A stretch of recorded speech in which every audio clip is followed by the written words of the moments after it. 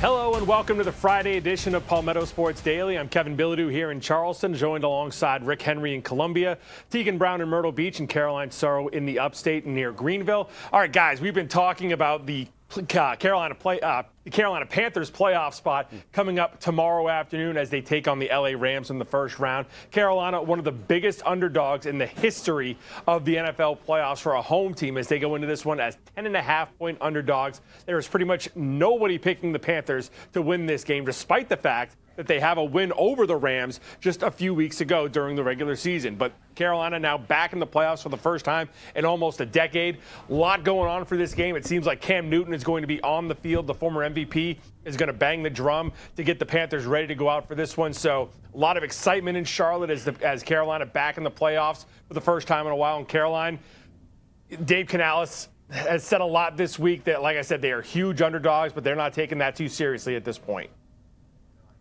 Yeah, I think you summed that up there perfectly, Kevin, because that's a lot of what Dave Canales has talked about this week is the fact that there are a ton of guys that are on this roster that have never played in a postseason game. I mean, not even thinking about just the rookies that are on this team, but thinking about some of the guys that have been in the league for a little while. Bryce Young is one of them in his third year at quarterback, and he has not played in a postseason game. So there's a lot of firsts for this team, but Dave Canales was actually saying that they have a hard time getting the guys to kind of relax and enjoy all of it because this group is so serious and is so locked in all of the time.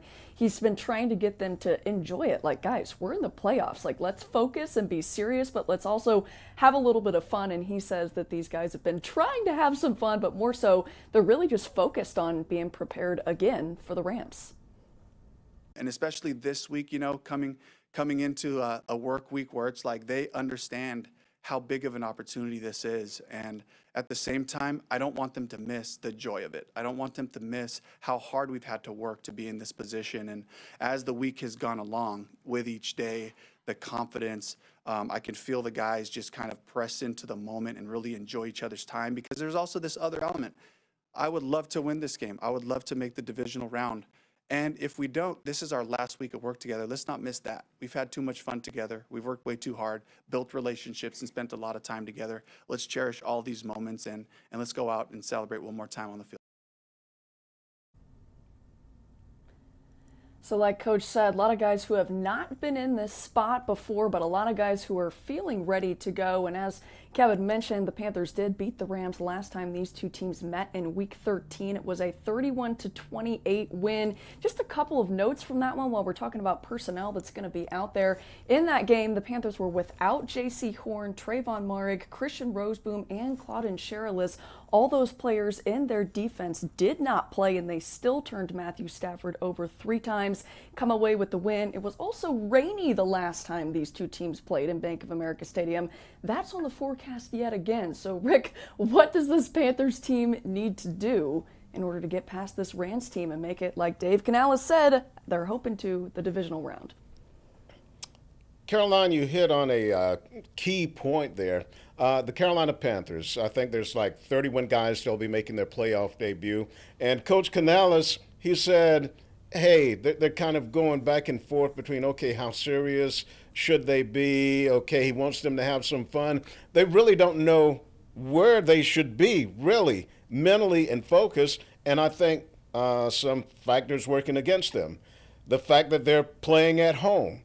A young team in the playoffs for the first time, you're going to be bombarded with requests and demands by family and friends. They may be better off if they had to go on the road. Also, the fact that they beat the Rams in the regular season. So take the surprise factor out of it right there.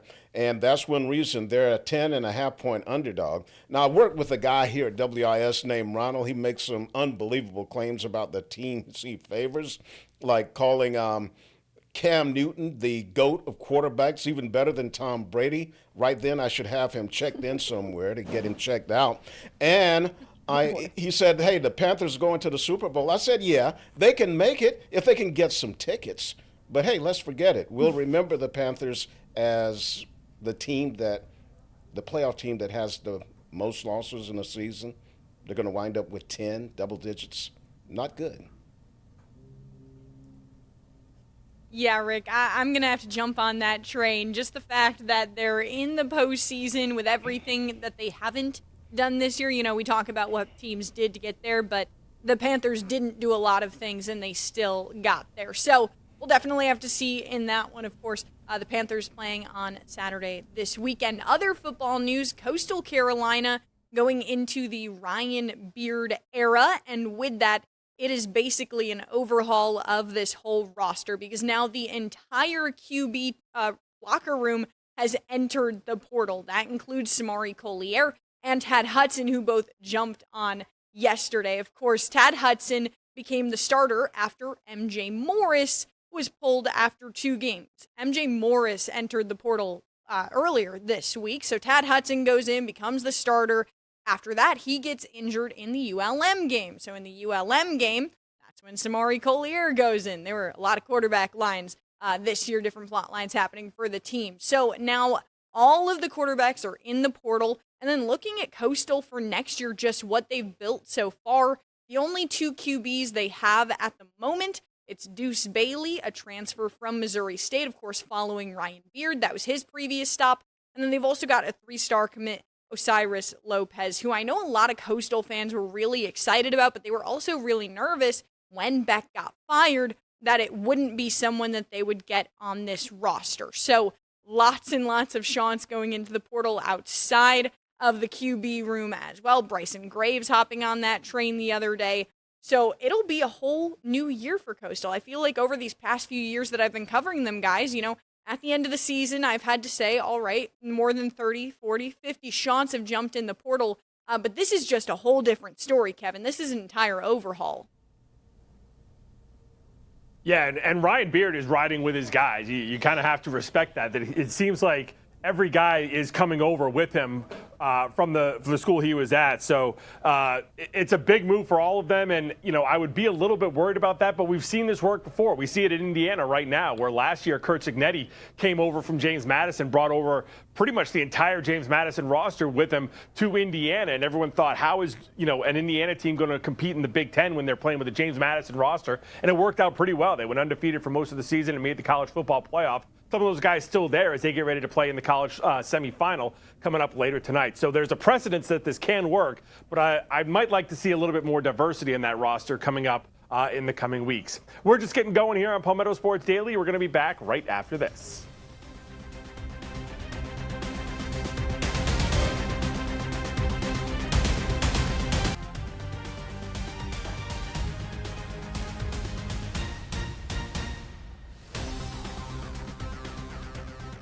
Welcome back into Palmetto Sports Daily. We go from football to basketball. Clemson men's hoops picks up a big-time win over number 24 SMU on Wednesday night, beating the Mustangs 74-70. Clemson is now 13-3 on the season, undefeated in conference play, 3-0. That was actually their ACC home opener on Wednesday. Now, this Tigers team, if you've watched some of the games this season, they've gotten out in front by quite a bit, and then they've let the opposition kind of creep back in. They led by 9 at half, led by 15 with 7 minutes left. They let SMU cut it to 5, then they let SMU cut it to 4. They, of course, end up winning, but 6 of Clemson's games have been decided by 7 points or less this season.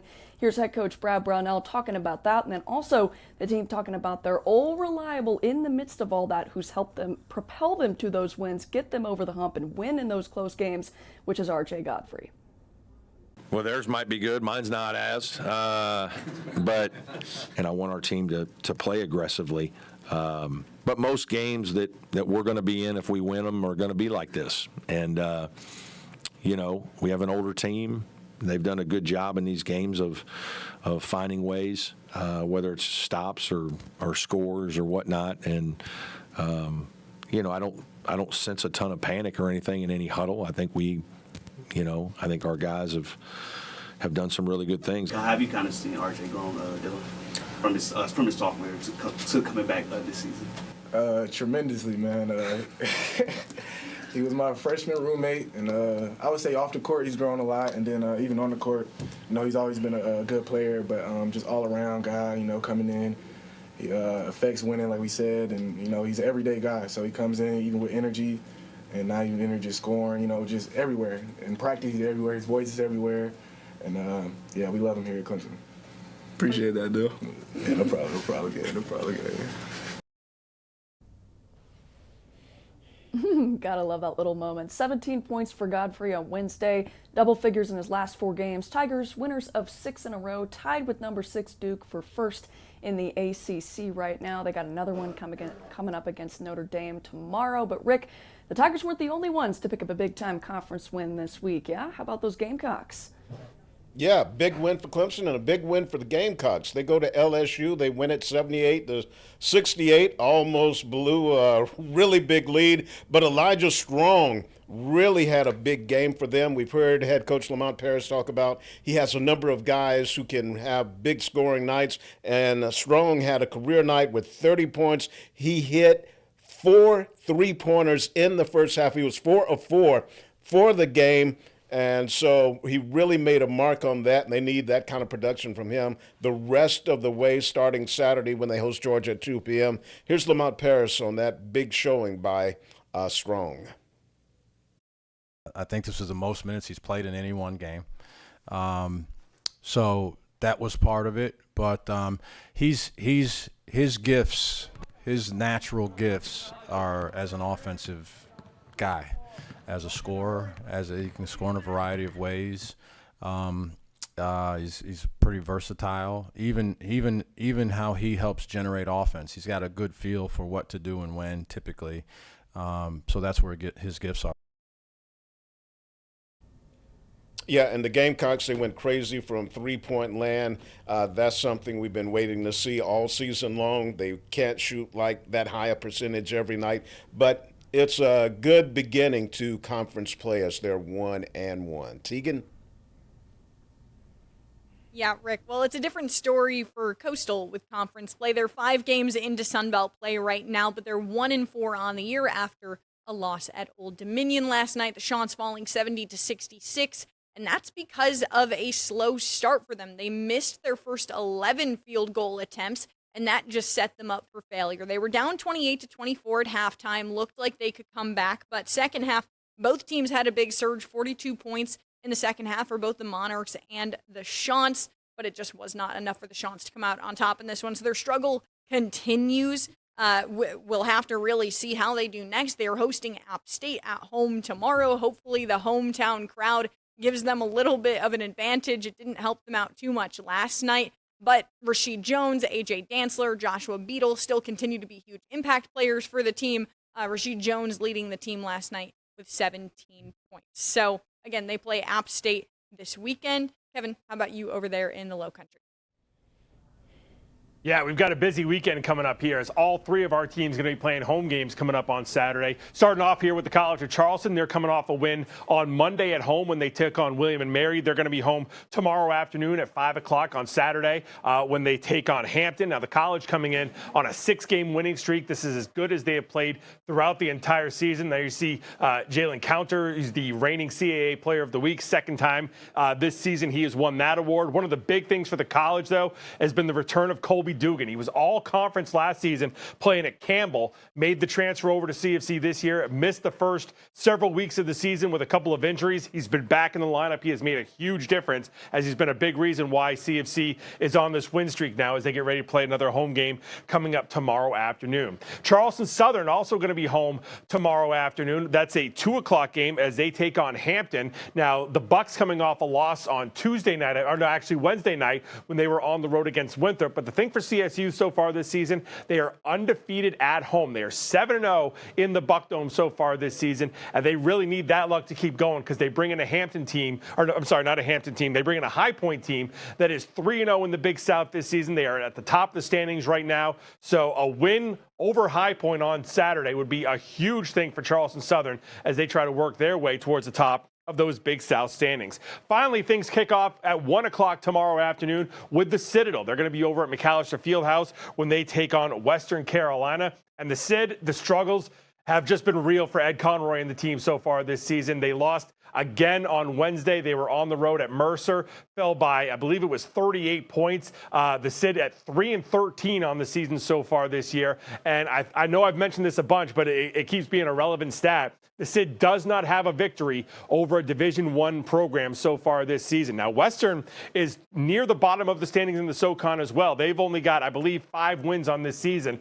So this could be one of the best chances for the Sid to pick up a conference win and a Division I win coming up this Saturday. So it would be really good to see Ed Conroy and his guys come through with a victory over at McAllister coming up on Saturday. We'll have much more on all these games coming up on Monday. That's going to do it for this segment of Palmetto Sports Daily. We'll be back right after this.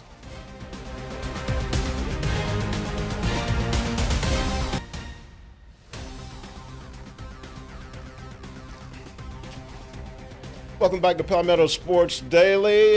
Before we took a timeout, we talked about men's basketball around the state. Now we're going to shine the spotlight on the ladies. The third-ranked USC Gamecocks took care of business on the road at Arkansas last night, winning 93-58. Had 4 players in double figures, led by Joyce Edwards with 22. And here's a very important point for head coach Don Staley. Every player that got into the game last night played at least 15 minutes, including her 4 bench players. They only got 9 players because they have 1 player out because of an injury and waiting for the transfer from France. They're getting her ready to get in a game real soon. But, hey, that's looking real good as they get ready to really play their toughest games coming up in the conference. Here's Coach Staley after that big win over the Razorbacks. We were up for the challenge, a little different style of offense where they just spread you out, drive it down your throat, see if they can get ahead of possession, kick out for threes. I thought our players were really disciplined for the most part. You're not going to totally shut a team out that does something so well like they do. But I thought over the course of the game, we were actually locked in, and then we did what we needed to do from an offensive standpoint. Got out in transition and made some layups early in the basketball game. So the Gamecocks are 16-1, 3-0 in the SEC, and again they host Georgia on Sunday at 2 p.m. Caroline? Yeah, Rick, the Gamecocks, again, like we were talking about the men, not the only ones to pick up another big conference win. Clemson women's basketball was at home at Little John Coliseum hosting NC State. They end up winning it 75-65. And guys, this is the first time that the Tigers have beat the Wolfpack in 15 years. I mean, think about that. That's a long stretch of time. Sean Poppy has this team absolutely humming right now. 5 Tigers finished in double figures. Rachel Rose, former USC Upstate star and Wofford star, had a Clemson career high and team high 19 points. It was really the fourth quarter that did it for this group. Clemson outscoring the Wolfpack 23-8 in the final frame. That offense was really bringing it there towards the end. Coach Sean Poppy saying that not everything was perfect, but this team ended up finding a way, and that's exactly the thing that he wants to focus on, the fact that this team has been a team and has been showing up together. Here's him explaining a little bit more about that concept after the win. It was nowhere near perfect, but we just kept battling, kept fighting, kept scratching, kept clawing. And then hold them in 8 in the fourth quarter obviously is what got us over the hump. But 4 second chance points, that was a big emphasis of ours. I know they had 11 O-boards, but then didn't get a chance to, in a sense, execute out of that. And then we just had some big plays. Taylor comes in, played 9 minutes, I think, the last game, doesn't hang her head, gives us 13 points on plus 23 in her 23 minutes. So that's what we are. We're a team. We don't have any individuals. We got a team, and it's fun to be able to celebrate all that they put in and start to reap the rewards of it.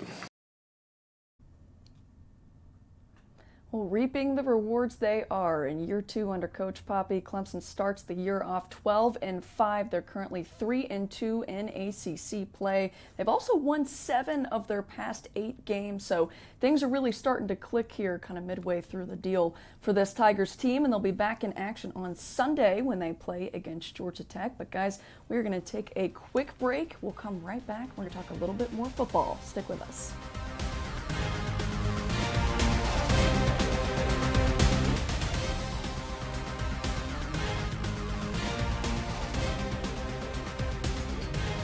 we've already talked some football on today's show, including all about the Panthers' playoff chances. But here in the final block of our show, we're each going to pick our wild card game and who we think is going to win that matchup. So I'll start, then we'll go around the table.